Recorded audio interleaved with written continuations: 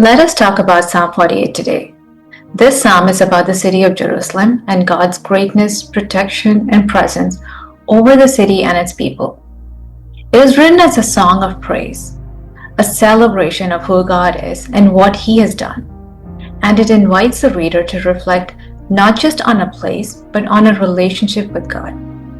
Let's look at a few themes from this psalm and see how it is still relevant to us today.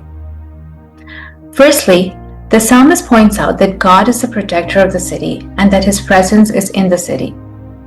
There was a time when the city was under attack from outside forces, but it was unharmed, not because of its big walls, towers, or citadels. It was safe because God's presence was in the city and God protected its people. What brings us a sense of security today? Do we look for security in the metaphorical walls of success, systems, or physical structures? We often build strategies and safeguards to feel in control. We work hard to make life feel predictable. But life is full of uncertainty, unexpected problems, changing circumstances, and things beyond our control. Yet, this psalm reminds us that God's presence stays with us throughout changing circumstances, and that the promise of God's protection still holds true today. This is where lasting confidence and ultimate security come from, not from something we construct, but from knowing that the presence of God is with us. After describing God's protection, the focus in the psalm shifts to reflecting on and praising God for His faithfulness. The people in this psalm reflect on God's love. They gather to praise God and meditate on His faithfulness.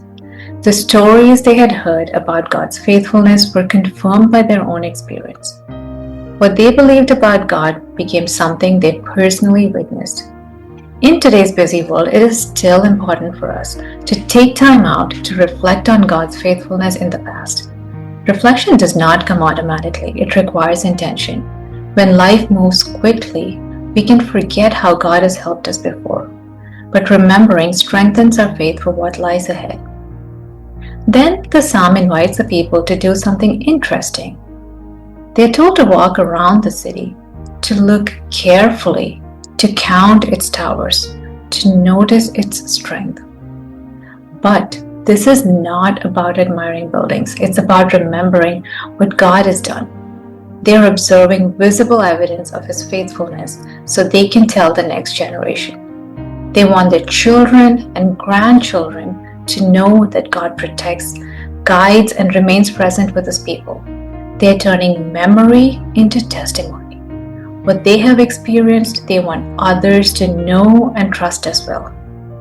When we tell the next generation and even others from our own generation about God's faithfulness in our lives, we are passing on the confidence that God will come through for them as well. Faith is not meant to be forgotten or to be kept to ourselves, but it is meant to be remembered and shared. Finally, the psalm ends with a deeply personal statement. This God is our God forever and ever. He will guide us to the end. Not just the protector of a city, not just the ruler of a nation, but the guide of our lives. As we close, let Psalm 48 remind us that no matter what, God is always a protector. Let's remember to take time to reflect on God's faithfulness and also share our experience with others in and outside our communities. And finally, we can look on to God for guidance in every area of our lives.